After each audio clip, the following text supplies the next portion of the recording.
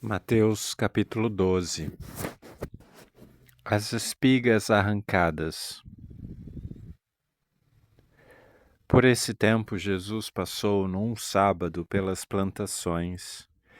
Os seus discípulos que estavam com fome puseram-se a arrancar espigas e a comê-las.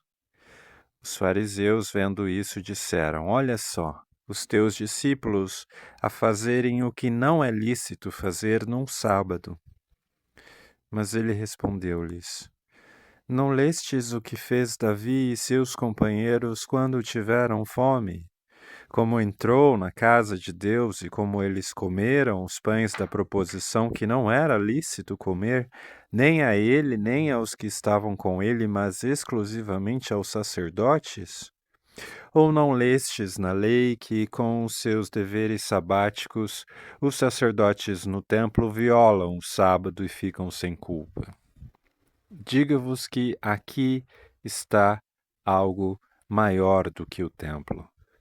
Se soubesseis o que significa misericórdia é que eu quero e não sacrifício, não condenaríeis os que não têm culpa, pois o Filho do Homem é Senhor do sábado.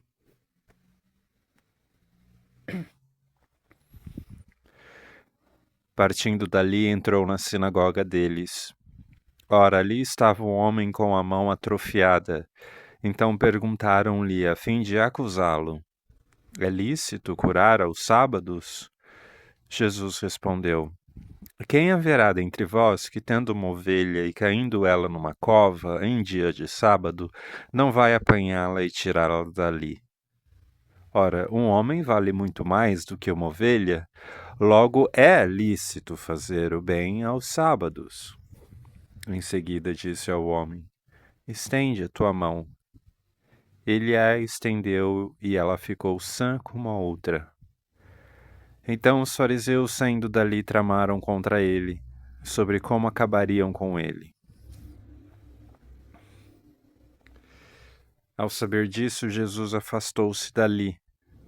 Muitos o seguiram e ele os curou a todos, e os proibia severamente de tornar ao manifesto, a fim de que se cumprisse o que foi dito pelo profeta Isaías: Eis o meu servo a quem escolhi e meu amado, em quem minha alma se compraz.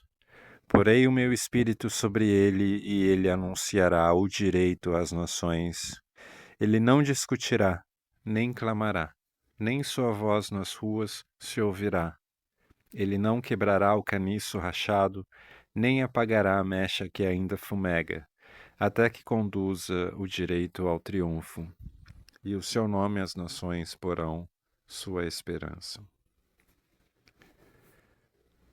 Então trouxeram-lhe um endemoninhado, cego e mudo. Ele o curou de modo que o mudo podia falar e ver. Toda a multidão ficou espantada e pôs-se a dizer: Não será este o filho de Davi? Mas os fariseus, ouvindo isso, disseram: Ele não expulsa demônios, senão por Beelzebu, príncipe dos demônios. Conhecendo os seus pensamentos, Jesus lhes disse: Todo reino dividido contra si mesmo acaba em ruína, e nenhuma cidade ou casa dividida contra si mesma poderá subsistir. Ora, se Satanás expulsa a Satanás, então dividido contra si mesmo, está dividido contra si mesmo. Como então poderá subsistir o seu reinado? Se eu expulso os demônios por Beelzebu, por quem os expulsam os vossos adeptos? Por isso eles mesmos vos serão os vossos juízes. Mas se é pelo Espírito de Deus que eu expulso os demônios, então o reino de Deus já chegou a vós. Ou como pode alguém entrar na casa de um homem forte e roubar os seus pertences, se primeiro não o amarrar? Só então poderá roubar a sua casa. Quem não está a meu favor está contra mim, e quem não ajunta comigo dispersa.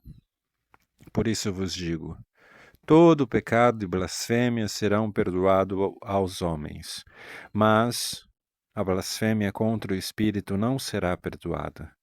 Se alguém disser uma palavra contra o Filho do Homem, ser-lhe-á perdoado. mas se disser contra o Espírito Santo, não lhe será perdoado, nem neste mundo, nem no vindouro. Ou declarais que a árvore é boa e o seu fruto é bom, ou declarais que a árvore é má e o seu fruto é mau. É pelo fruto que se conhece a árvore. Raça de víboras, como podeis falar coisas boas se sois maus? Porque a boca fala daquilo que o coração está cheio. O homem bom, do seu bom tesouro, tira coisas boas, mas o homem mau, do seu mau tesouro, tira coisas más. Eu vos digo que de toda palavra inútil que os homens disserem, darão contas no dia do julgamento. Pois por tuas palavras serás justificado, e por tuas palavras serás condenado.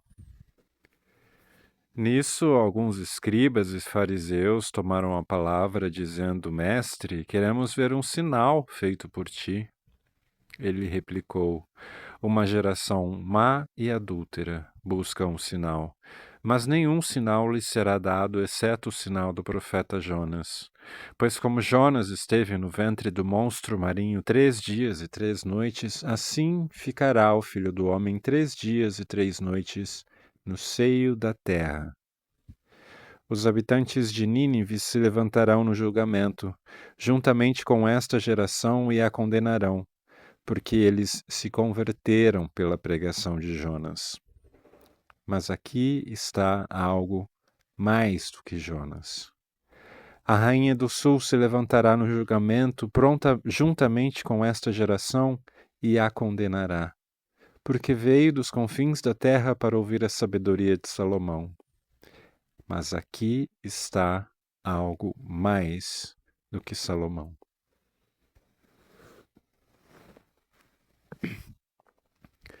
Quando o espírito impuro sai do homem, perambula por lugares áridos, procurando repouso, mas não encontra. Então diz: Voltarei para minha casa de onde saí. Chegando lá, encontra-a desocupada, varrida e arrumada. Diante disso, vai e toma consigo outros 7 espíritos piores do que ele e vem habitar aí.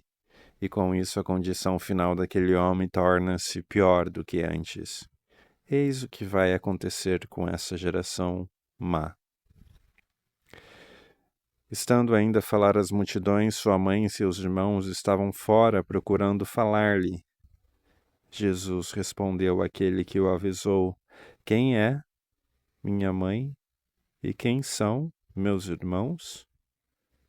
E apontando para os discípulos com a mão, disse: Aqui estão a minha mãe e os meus irmãos.